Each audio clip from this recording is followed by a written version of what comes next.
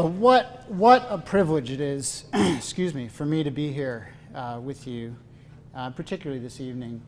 I want to echo Jeremy's thanks to Faith Ascent, to Lindenwood University, to the sponsors of this week-long event, to the various volunteers and leaders, particularly to Vince and Joe, who have kept me on the straight and narrow these last couple days. I would like to thank Jeremy for the invitation to speak to you tonight. That is, I would like to thank Jeremy for the invitation to speak to you tonight, but I think I'm going to wait and see how things go. After all, he invited me to come here and talk about sex to a room full of teenagers with their parents present. And in case that wasn't uncomfortable enough, apparently he called up some friends in the Supreme Court clerk's office this morning and called in a favor and had them issue a decision redefining marriage just to put the heat on. So as I say, I'll wait till I see how this goes before I express my gratitude to Jeremy. I will express my gratitude to the students. I want to commend you for being here this week. It has been such a privilege.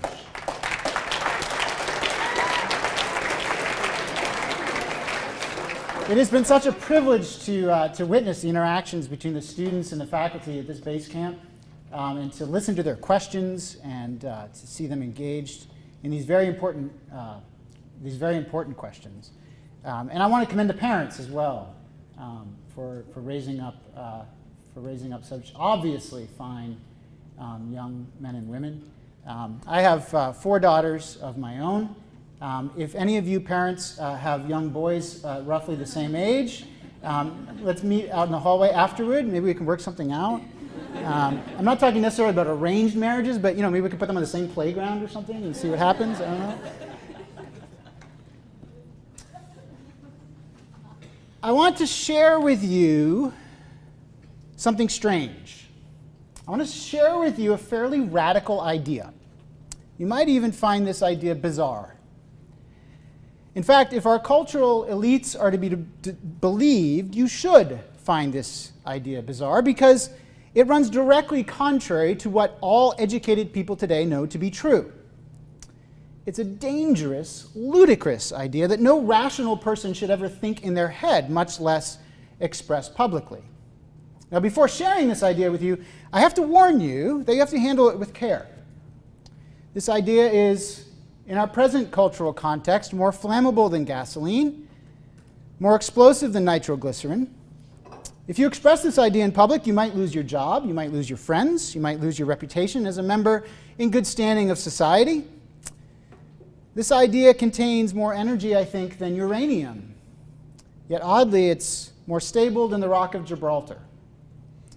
If acted upon and publicly proclaimed, this idea, I think, has the potential to start a revolution, or more precisely, a counter-revolution. This idea will make you an outlaw, but it can make you, if handled properly, a force for light and truth and well-being in a world that is growing increasingly dark. Here's my radical idea. Marriage is the union of a man and a woman. Now, like St. Paul in Athens, those of us who speak this idea publicly today are generally met with a combination of confusion, curiosity, and antagonism. The loudest voices are the most antagonistic.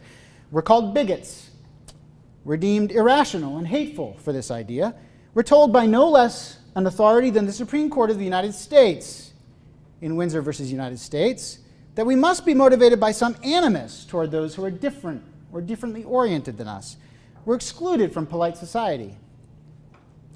Indeed, those who believe that marriage is inherently the union of a man and a woman, especially Christians, are being driven from the public square. You read the headlines, but I'll just throw out a few examples. The Commonwealth of Massachusetts forced Catholic Charities to terminate its adoption services shortly after the Supreme Judicial Court of that state redefined marriage in 2003. Before that, Catholic Charities was the single largest adoption service provider in the Commonwealth. Christians have been fired from their jobs and discriminated against in hiring practices. Even influential Christians, such as the fire chief of Atlanta, the CEO of Mozilla. Aline Photography, a small business owned and operated by a Christian couple, declined to photograph a same-sex wedding and were judged guilty of a human rights offense by the New Mexico Civil Rights Commission.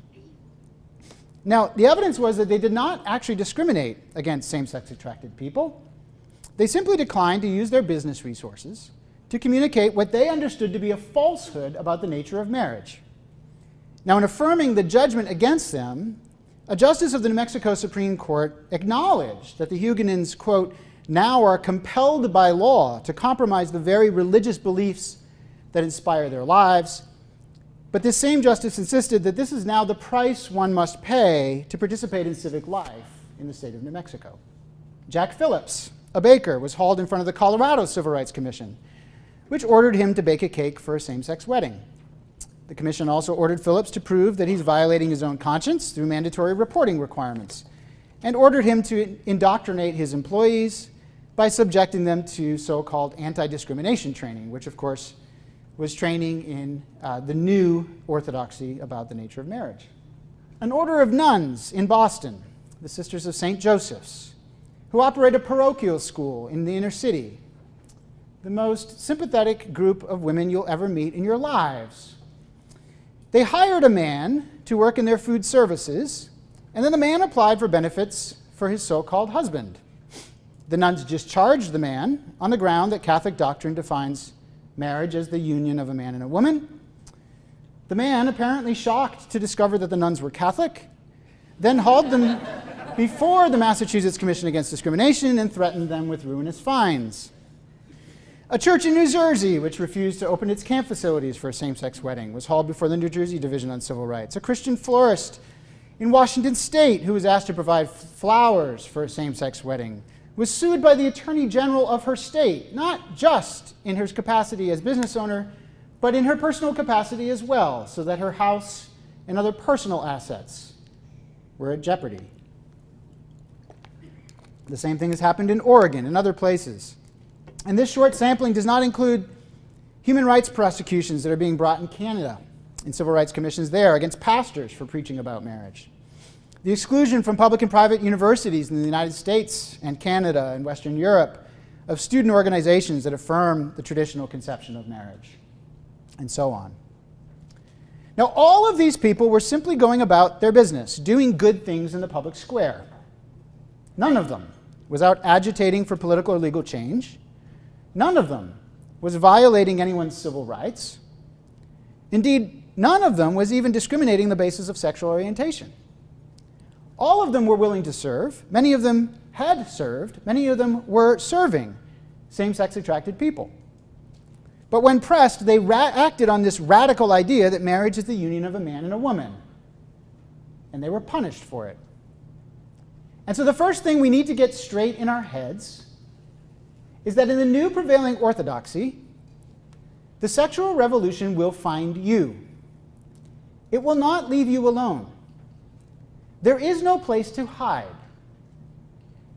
You either will join the revolutionaries or you will join the counter-revolution. The neutral ground has disappeared. So, if that's the option, why would we ever choose to join the counter-revolution? Seems pretty costly. Why should any of us ever admit publicly that we believe in natural marriage? Like Paul on his missionary journeys, those of us who speak the truth about human well-being and human sexuality are going to face resistance, even hostility. But, scattered among the crowds, just as there were at Athens, are those who are open-minded and curious. Some of them, throughout their lives, have been taught that human sexuality, and even marriage itself, is fundamentally oriented toward adult satisfaction. And many of them have acted on this idea. And they've sought satisfaction in sex and marriage, and they found it strangely unsatisfying. And as a result, their relationships are broken. their families are divided, and their dissatisfaction has grown. They know that something is wrong, and they're waiting for someone to tell them what it is. You can tell them the good news of our age, the gospel of the 21st century. Better yet, you can show them the gospel of the 21st century. And that's what we want to talk about in the time remaining. So what are we going to say to them? How can we speak the truth about sexuality and marriage so that our neighbors can experience genuine happiness and fulfillment, even though they don't accept the authority of Judeo-Christian scriptures? And how can we study and proclaim the truth about marriage in such a way that we ourselves can be transformed by the renewing of our own minds so that we can live out this gospel? Knowing and communicating the truth about marriage today is a particular challenge because our society is so skeptical of the authority of reason and downright averse to the authority of religious texts. And so to meet this challenge, we need to begin by meeting our neighbors where they are, just as St. Paul did in Athens, with the altar to the unknown God. If we're going to talk to our neighbors about marriage, we need first to understand what they think marriage is. So that's where we're going to start. All of the elite societies, all of the elite segments of elite society today in America, Hollywood, television, the universities, news media, the political class, are committed to spreading the carefully crafted message that marriage is fundamentally about the individual satisfaction of adults, specifically the sexual and emotional fulfillment of adults. Let's call this the adult satisfaction conception of marriage. Now, from the perspective of the adult satisfaction conception of marriage, any intimate relationship that adults find satisfying can become a marriage. So anyone who would define marriage according to its natural contours as the union of a man and a woman, or anyone who would insist on marital norms of chastity and fidelity and permanence, or anyone who would insist on the natural rights and duties of adults toward their natural children, must be trying to deny someone the happiness to which they are entitled in justice. That's the idea. Now, of course, same-sex attracted adults deserve happiness just as much as anyone else. So if you oppose same-sex marriage, you must want to deny them happiness because you harbor animus towards same-sex attracted people. And furthermore, redefining marriage to do away with the necessary involvement of sexual complementarity, man and woman, doesn't hurt anyone, we're told. So if you want to think your crazy thoughts about marriage in your own time, your own home, and your own privacy, fine, but don't go spreading this bigoted nonsense around in public. That's the narrative. I'm guessing you've heard it recently. That's how the prevailing culture thinks about marriage. Now, of course, that thinking is detached from reality, right? We are not trying to deny anyone genuine happiness. Indeed, we want our children, our neighbors, our communities to achieve true happiness, genuine well-being. We simply disagree with them about how true happiness is achieved. Specifically, we disagree with their definition of what marriage is and how it produces fulfillment. So we disagree about how marriage makes people better off. We view marriage as the organic union of a man and a woman, one flesh, in the biblical narrative, bound up in the mutual obligations of husband and wife when they become one flesh, and the duties that man and women owe to their children. Whatever else might be true of a same-sex relationship, it is not a marriage because it is not that kind of union. Nor is a friendship, or a business partnership, or a tennis match. None of these relationships is a marriage. So we're not opposed to marriage equality. We want real marriage equality, which treats all marriages equally and distinguishes between marriage and non-marriage. And this requires that we have a true understanding of what marriage is. But then we face another problem. How do we motivate our neighbors to have that kind of conversation with us? Why should they enter into a dialogue about the true nature of marriage? After all, we're told, recognizing a same-sex marriage doesn't harm your marriage. And this is the most formidable obstacle, I think, to the acceptance of our radical idea today. No one really believes that redefining marriage harms anyone. And they think that refusing to redefine marriage is mean and bigoted. But redefining marriage can and does cause harm. So briefly, I want to overcome this second obstacle. There are, in fact, many significant costs of redefining marriage in our laws. Because our time is limited, I'm going to focus briefly on 4, one of which I've already mentioned. The first is harm to law. The second is harm to religious liberty. The third is harm to our minds. And the fourth is harm to our children. First, consider the harm to law. So-called same-sex marriage is not actually about creating marriage equality. The institution of marriage has always been open to everyone on equal terms. That is, anyone may enter into a union with a person of the opposite sex for life, forsaking all others, and establishing rights and duties to any children who result from the union. But of course, same-sex couples aren't asking for that, because that institution comes with a whole package of privileges, rights, duties, and incidents that pertain between biological parents and biological children, which have no application to a same-sex couple. Furthermore, the legal privileges of marriage, estate distribution, healthcare proxies, and so forth, can be secured to same-sex couples through effective estate planning and other private law devices. And there is no ban on same-sex weddings. There are no criminal or civil penalties for being in a same-sex relationship.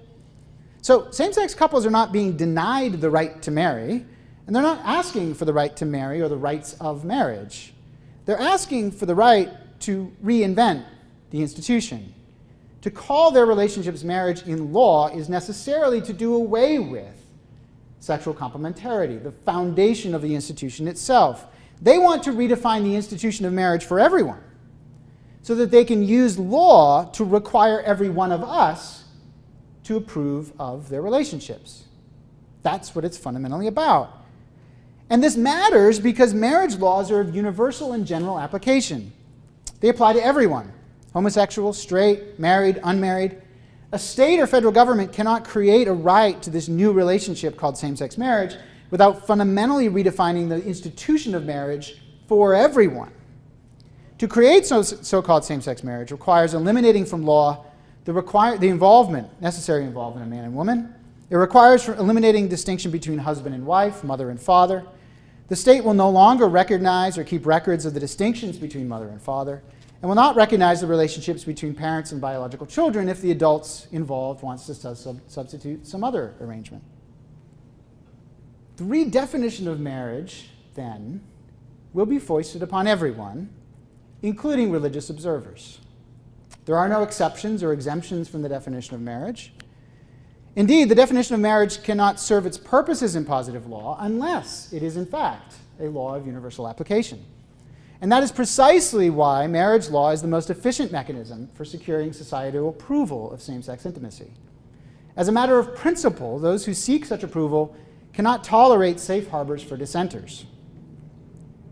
Also, because marriage revisionists have sought to change the law in court rather than through democratic processes, they have undermined the integrity of the judiciary.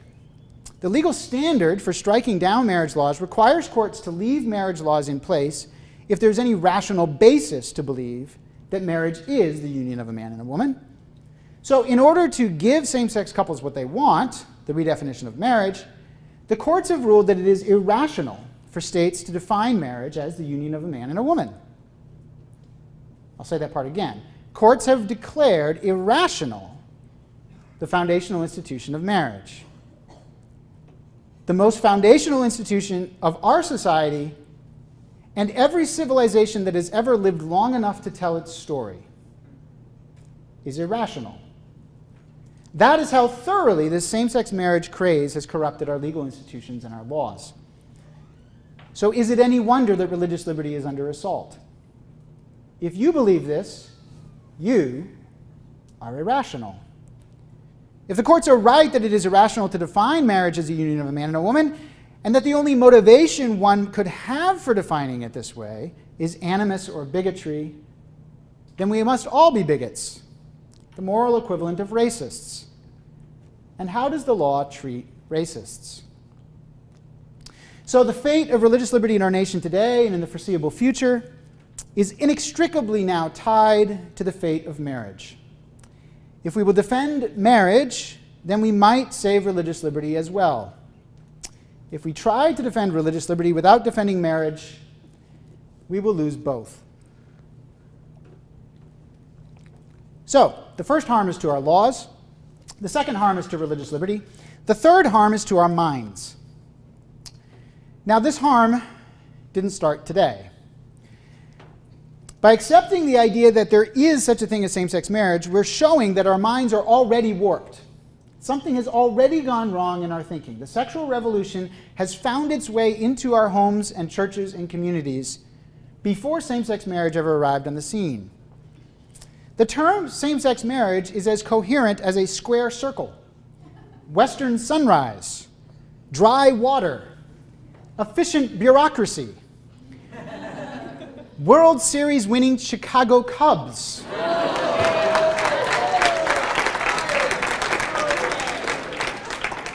As a lifelong Red Sox fan, I use that joke all the time, but I've never received that enthusiastic a response. Go Cards.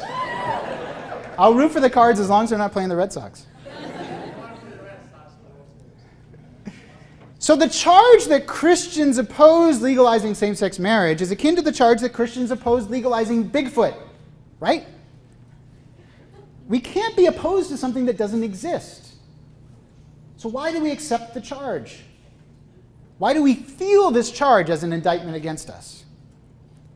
Because we've already gone wrong in our thinking about what marriage is. We're betraying our own bad thinking here. What we're witnessing is the fruit, the culmination of a radical deconstruction of marriage, which has proceeded for about half a century. A radical reconstruction of marriage from the ground up. The natural reality of marriage has already been torn down. The fleeting unreality of adult satisfaction is erected in its place. No longer will marriage be a natural union reinforcing the duties of adults toward each other and their children. Now marriage is fundamentally about satisfying the desires and needs of adults. And civil marriage is fundamentally about the individual rights of adults. As the California Supreme Court expressed this conception a few years ago, marriage is simply the most individually fulfilling relationship that one can enjoy in the course of a lifetime. The message is that marriage is fundamentally about satisfying the needs, desires, and sexual appetites of individual adults. The Supreme Court this morning wrote this conception of marriage into our Constitution, telling us that, quote, inherent in the concept of individual autonomy is the right to marry the person of one's choice. This new individual right, not an institution, an individual right of intimate association, quote, is among life's momentous acts of self-definition. There is no longer an objective standard for marriage. You get to define it yourself. And anyone who tells you differently is abridging your constitutional rights.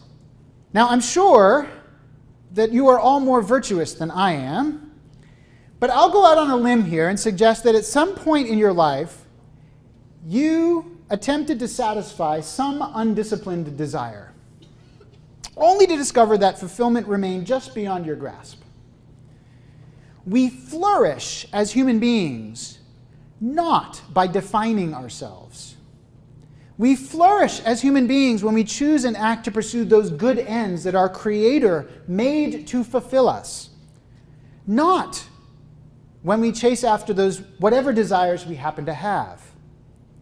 Can you imagine a more ephemeral foundation for marriage than individual satisfaction and self-definition? Now, as I said, this illusory edifice was not built overnight. Our view of marriage was not distorted yesterday. The demolition of marriage and the simultaneous construction of the illusion took decades.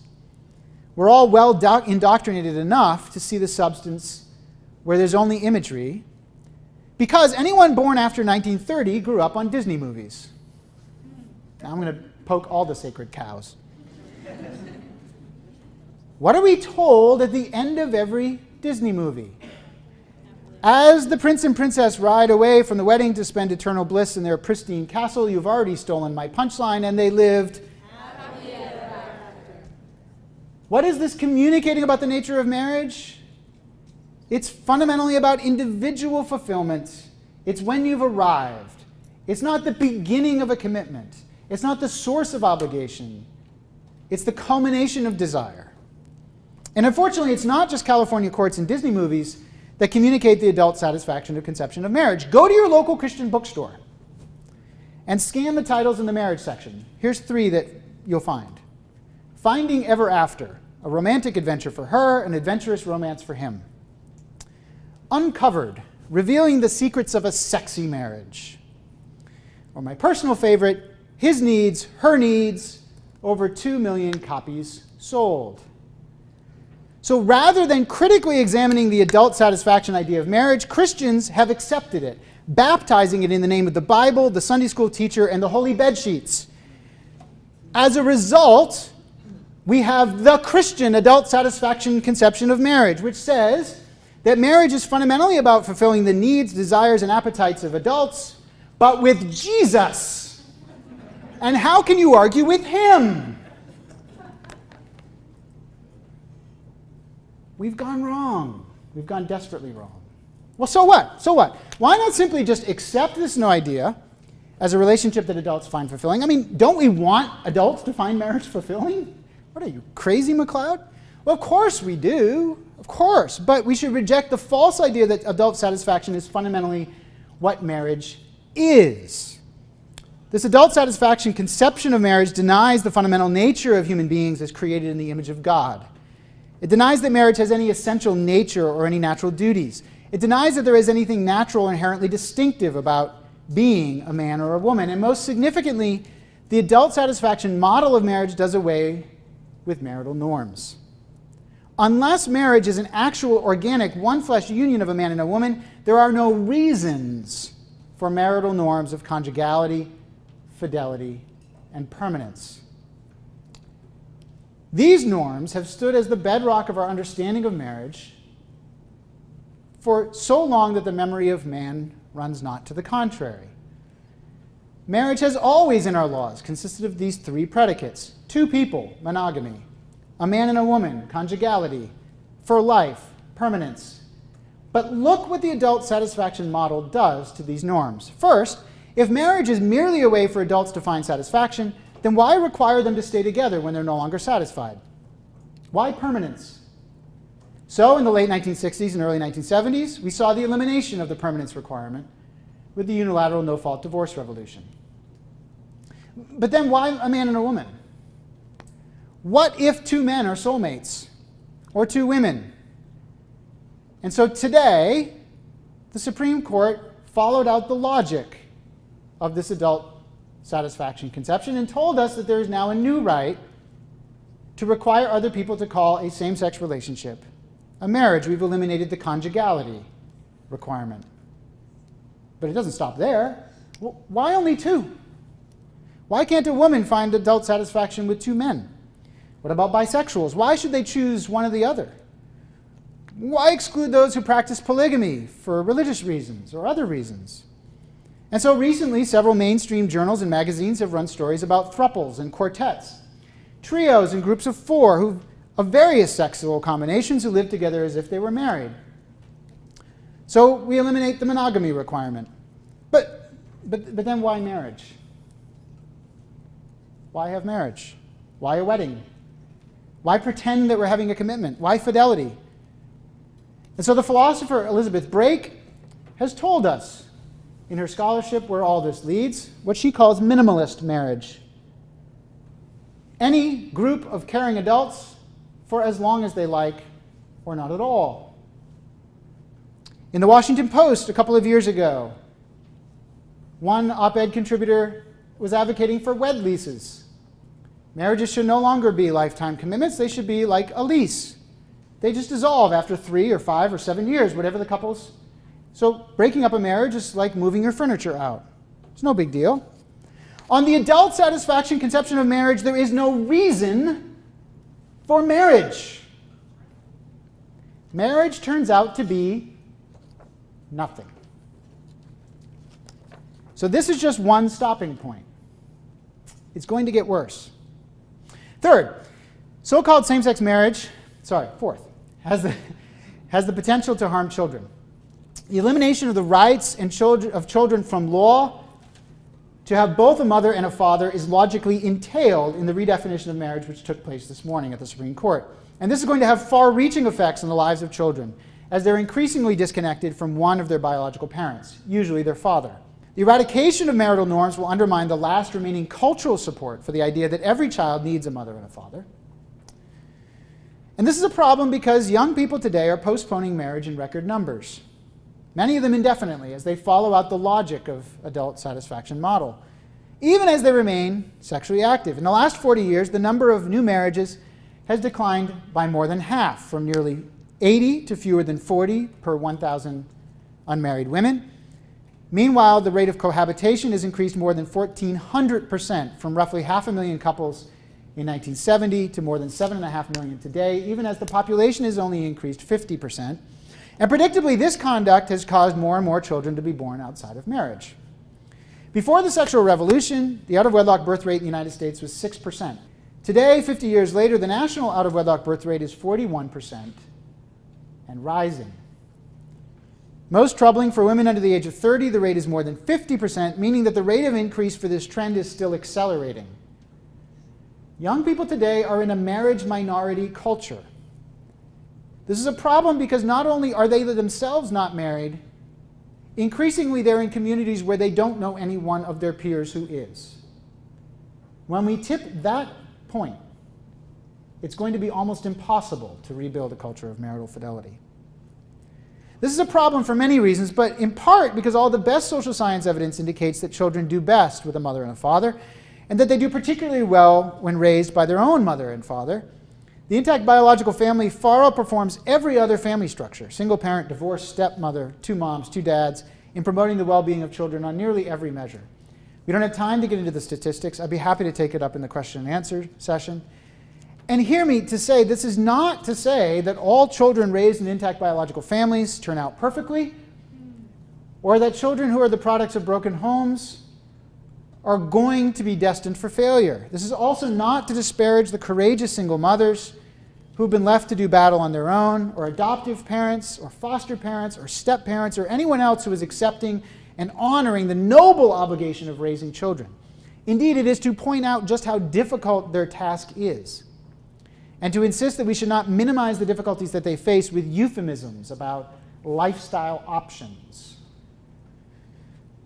By further codifying in law the idea that marriage is fundamentally about the satisfaction of adult desires and not the well-being of children, so-called same-sex marriage threatens to harm the well-being of children. But within this good news, within this bad news, is good news, is gospel. And here I want to pivot. The great challenge of our age, I submit, is also the greatest opportunity of our age. Study after study has shown that people who were raised by their biological parents are much better off than those who grew up without one parent and those raised by same-sex parents, statistically speaking. And new data are showing all the time that chastity before marriage and faithfulness within marriage makes life go better for adults. Their marriages are better, they're happier, they make more money, they're employed more often, they get in trouble with the law less often. So natural marriage is radically good news to a culture that desperately needs to hear it. And because our news media, universities, and other cultural elites have redefined marriage to hold out the false promise of adult satisfaction, natural marriage is the good news that your friends, neighbors, and classmates have not heard. In some ways, we really are in the position today that St. Paul found himself in the first century. We have a gospel to share, a strange, radical, explosive idea that has the potential to launch a counter-revolution of human flourishing, and our neighbors haven't heard it yet. So this great challenge is a great opportunity. And this challenge is going to be forced on us no matter what, as I mentioned. We didn't pick this fight. This fight is coming to us. And as we've seen the last few years, we will not be left alone. But the good news is that this challenge is a great opportunity to share the good news of God's creation and redemption in a fallen world. In fact, I think this is the greatest opportunity that Christians have had in many, many decades, maybe several generations. The sexual identity activists have put us on a stage, they've handed us a microphone, they've turned on the spotlight, and they've asked us, what do you have to say for yourself? The world is paying attention to us in a way they have not for many, many years. So consider the recent controversy concerning Gordon College. a Christian college in the North Shore of Boston, my alma mater. Gordon's president signed a letter requesting a religious exemption from one of President Obama's executive orders, which creates special legal rights for those who identify as homosexual. This action prompted intense media scrutiny of Gordon College's many policies, including its longstanding conduct policy, which prohibits, among other things, lying, cheating, slandering, and a host of other misdeeds. No one complained about the lying and cheating prohibitions. What they complained about was the definition of the policy of marriage as the union of a man and a woman. And for weeks, the Boston Globe and other local and national media ran hit pieces against Gordon College. In the heat of the controversy, the New England Association of Schools and Colleges announced publicly that it was proposing to take up the question whether Gordon College should lose its accreditation status because it adheres to the definition of marriage as the natural union. Now, the faithful community rose up in defense of Gordon College. Alliance Defending Freedom, the Becket Fund, Massachusetts Family Institute, local churches, the Heritage Foundation, the Witherspoon Institute, correspondents for Fox News and the Wall Street Journal. These friends of Gordon College made the case not only for religious liberty, but also for natural marriage. They pointed out that Gordon College is not discriminating against anyone, but is instead committing itself as a community to act fully human, to flourish, to live as beings who are not enslaved to their sexual appetites, but instead to act to promote the common good, lives full of integrity, chastity, and fidelity. And a few weeks ago, the accrediting agency backed down and announced that Gordon's accreditation is no longer in jeopardy. This is a good story. This is good news. This is gospel. But I want to focus on the crux. I want to focus on the crux of the crisis. Gordon College has educated Christian students in the North Shore of Boston quietly for 125 years, less than 25 miles from downtown Boston, the education capital of the world, and no one noticed until last summer. And then suddenly everyone was paying attention to Gordon College. Since the controversy over the college's Christian mission erupted, readers of the Boston Globe and other news media have just been bombarded with stories about the college, its leadership, its students, its faculty, its staff. So the world is watching us on cable news, on social media, even on mainstream news media. People who might not otherwise darken the door of our churches are watching and listening to us, waiting to hear what we have to say about this question. So what will we say? Will we confirm there were suspicions? Will we say things that sound bigoted and unloving? Or will we instead proclaim the good news that natural marriage is God's good design for a broken world, exactly at the moment when the world needs to hear this good news? The first thing to say is that marriage is not some lofty ideal, but is a lived reality. And this is desperately good news for young people. When polled about the reasons why they are not getting married, young adults explain that they think marriage is an unattainable institution. And this makes perfect sense, because all they've ever been told is the adult satisfaction conception. They don't believe they can provide ultimate satisfaction to another person. They've not met their soulmate. They worry about whether a marriage can last when satisfaction wanes. The adult satisfaction conception of marriage has taught young people that marriage is a magic fairy tale beyond their achievement. So our culture is teaching young people, many of our churches are teaching young people, that marriage is about adult fulfillment, and so good marriages will make their participants satisfied and fulfilled, and if one of them isn't fulfilled, it's not a good marriage. No wonder they're running away. Young people today think that first you arrive and then you get married. It is those of us who enjoy successful marriages know the reality is the other way around. Marriage is a commitment, an obligation, a lot of work, which results in happiness, prosperity, and status. It is not a symbol. It is a way of living a flourishing life. So who is telling this truth? Are we? Do we celebrate successful marriages at every opportunity? Do we give successfully married couples opportunities to tell their stories in our churches and our civic groups? To tell the good, the bad, the beautiful? Do we allow those who have failed in marriage to describe their failures? Do we come alongside them, giving them comfort and encouragement to deal honestly with their failings and help them renew their efforts? Are we teaching the gospel of the 21st century so that we can share that marriage is a lived reality? The gospel of natural marriage says that when a man and a woman become sexually intimate, they become a one flesh unity and therefore have a moral reason to remain bound for life.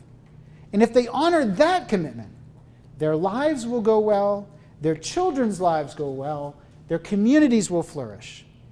And so God's plan for marriage is a plan for the well-being of our neighborhoods, of our civic groups, and our communities.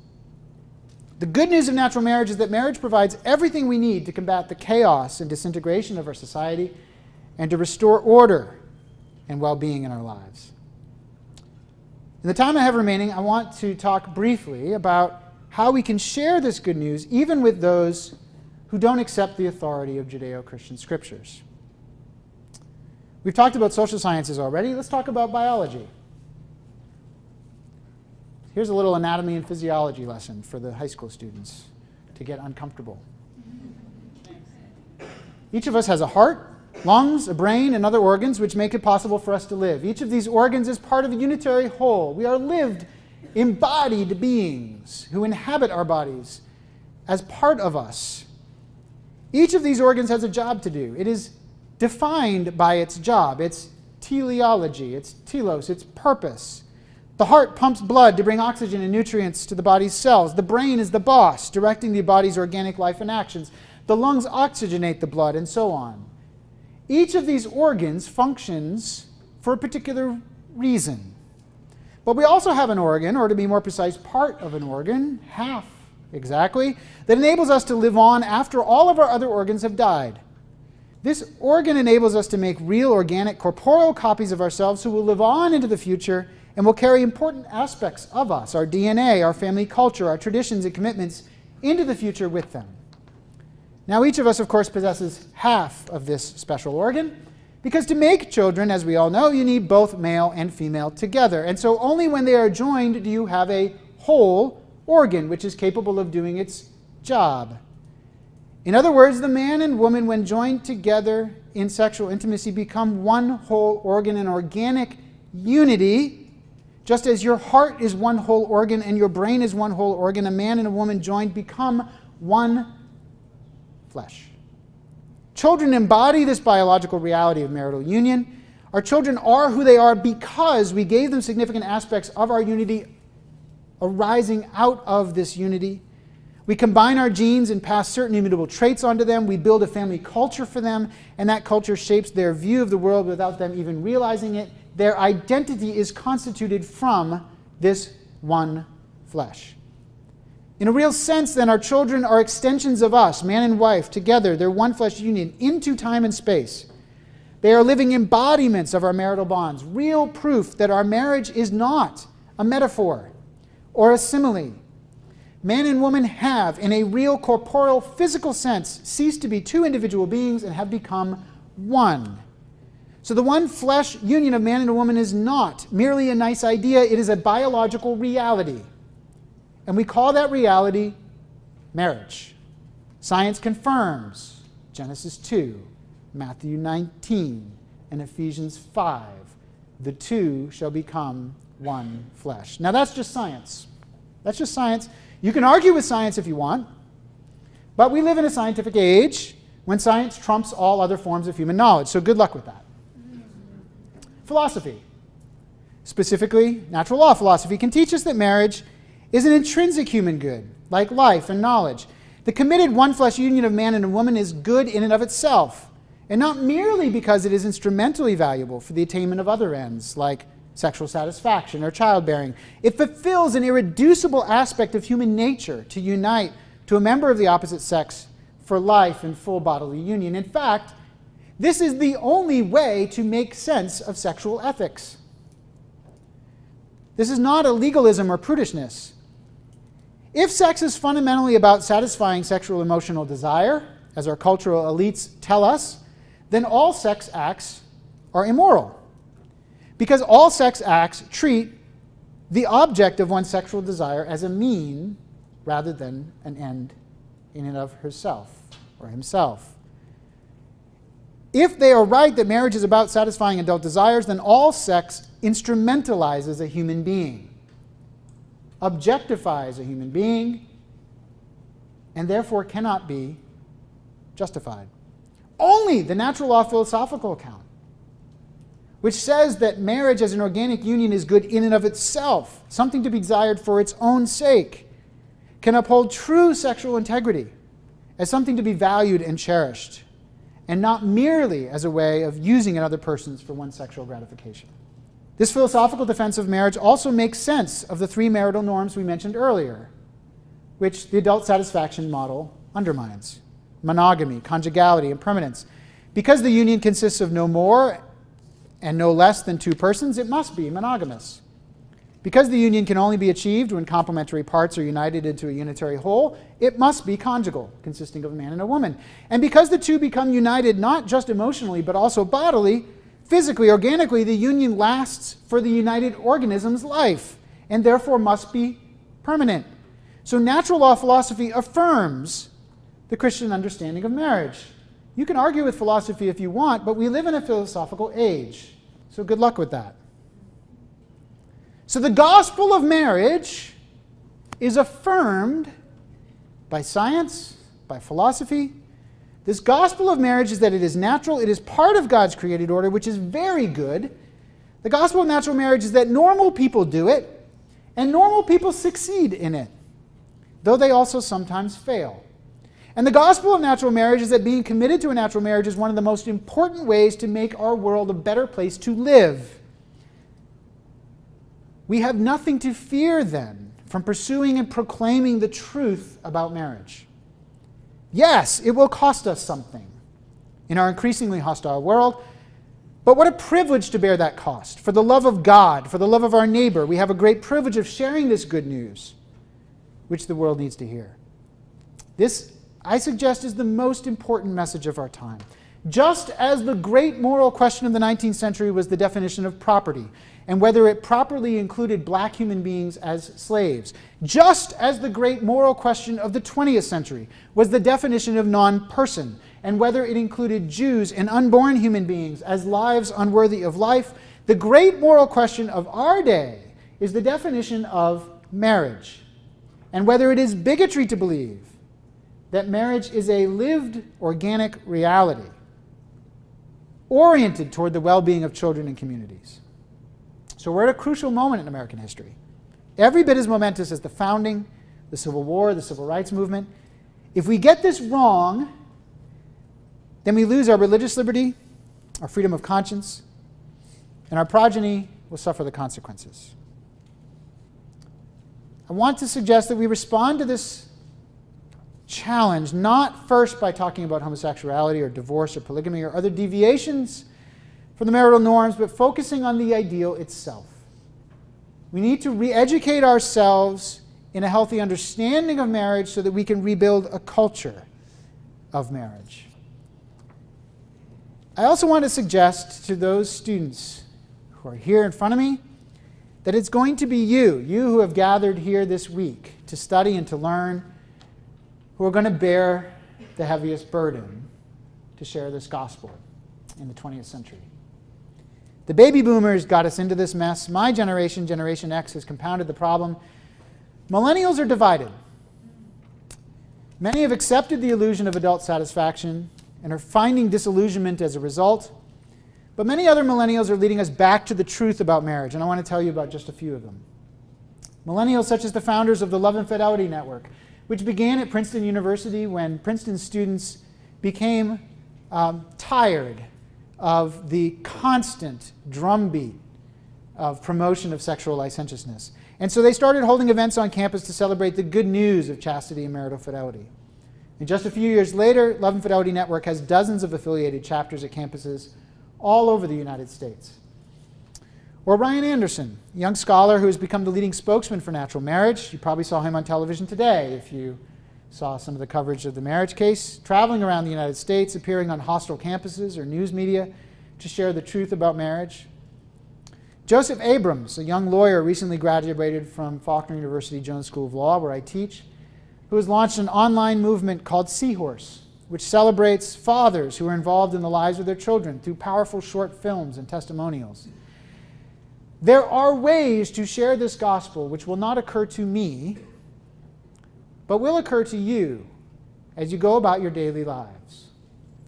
The work isn't easy, but it is vitally important. And if you will take it up, then you will launch the counter-revolution wherever you are. One truth teller amidst 100 deceived souls is a doorway to freedom. Just be willing to say that you know marriage to be a real union of man and a woman, and you'll be offering to free those who are around you of their deception. Better yet, take a friend with you. One witness to the beauty of marriage among 100 deceived souls is a doorway to freedom.